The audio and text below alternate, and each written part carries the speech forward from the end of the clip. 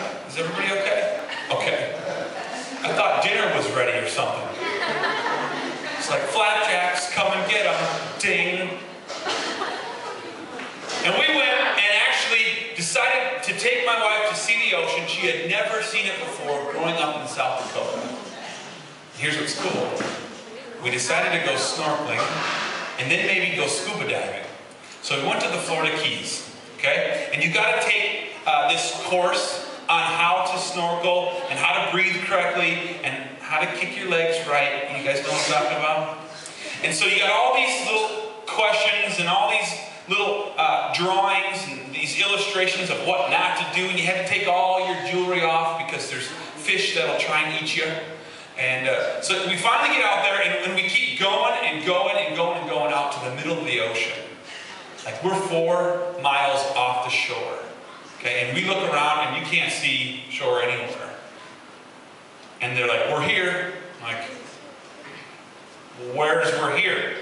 We're gonna snorkel and scuba dive.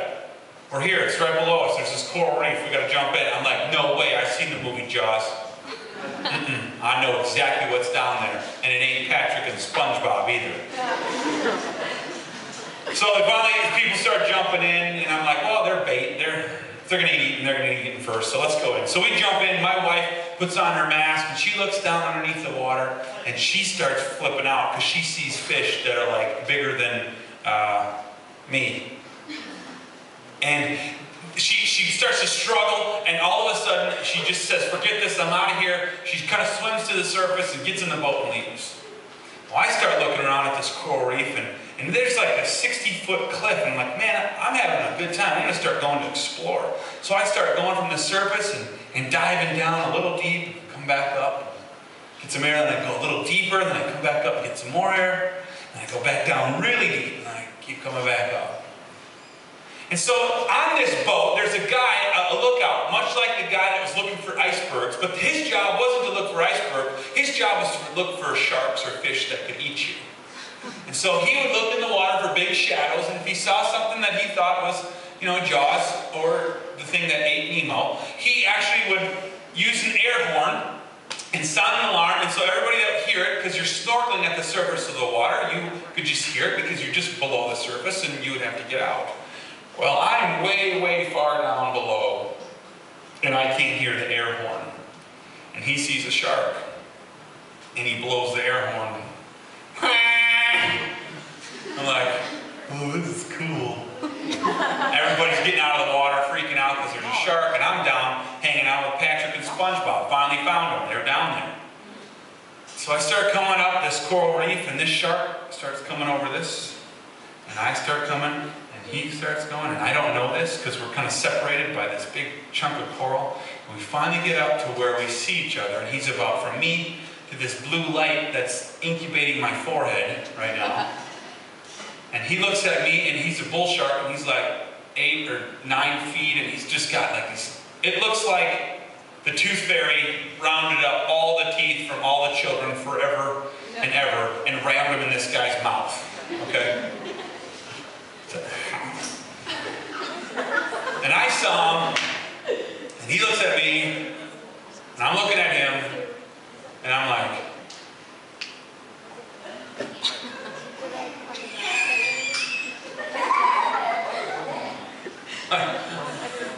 I was scared. The only other time I've ever been more scared is when I went to Mexico on a mission trip, and I got this little marionette doll. You know the little guys with the strings? Chucky, you know what I'm talking about? So I bought one of those guys, and I shouldn't have, because when you bring them home, there's no place to put it. You're like, "Where do I put this?" There's no like marionette doll holder. They don't make it. I checked. Sky Mall doesn't sell it. So I put them on my doorknob, and I just left them there. Well, one night I went to sleep, and I woke up in the middle of the night because I really had to pee.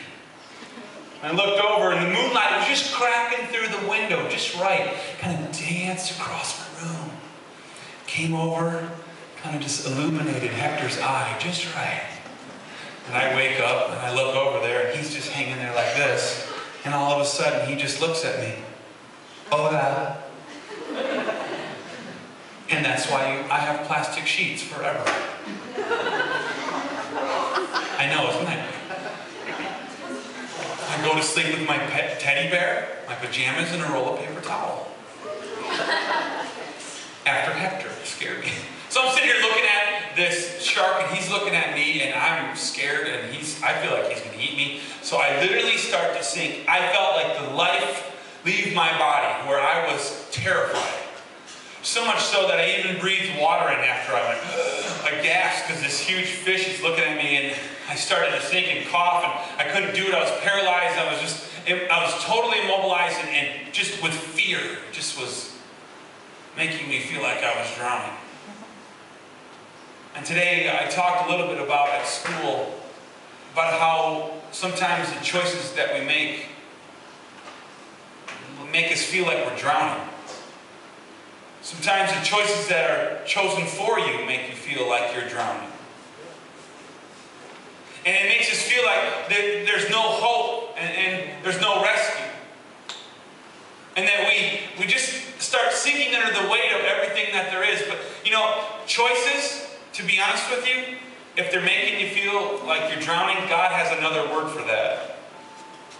It's in His Bible. It's in this book. And God calls it sin. It's living any way other than the way that God intended. Circumstance that just sometimes chooses you, that hurts you, that gives you pain or inflicts wounds on you. That's called evil. And God knows this world is full of it. See, God created the earth. He created the earth. And then He made us.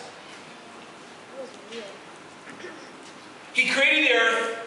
In fact, you know, when He created the earth in Genesis, one of my most favorite books of the Bible, because it's got my favorite verse, Genesis 1:1, in the beginning God created. As an artist, I love that verse.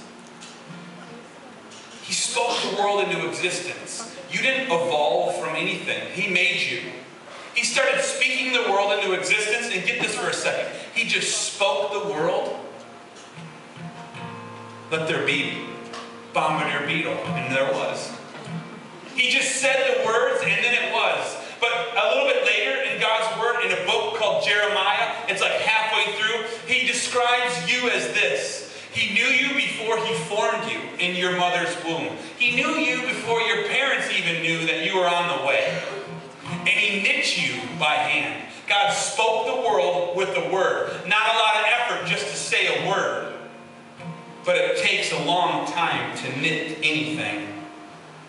He made you by hand. And He doesn't want you to drown in your sin or your circumstance. He knew that we'd screwed up. He knew that you would make choices that would leave you paralyzed with fear and drowning in a sea of regret, pain, hopelessness, guilt. He knew that people would choose for you. He knew people would bring evil upon you that you didn't necessarily ask for, but it just sort of happened. Your mom and dad, man, you know what? They fight and they're not that great. Your dad drinks. Maybe he's even hit you before. He knew that you were going to drown in that. And you know what? God knows that we were going to drown in it. And that we weren't going to be able to make it on our own. See, God understands the concept when His children are drowning, someone has to rescue them. When you're drowning in a pool, someone has to rescue you, or you wouldn't be drowning. It's a simple concept.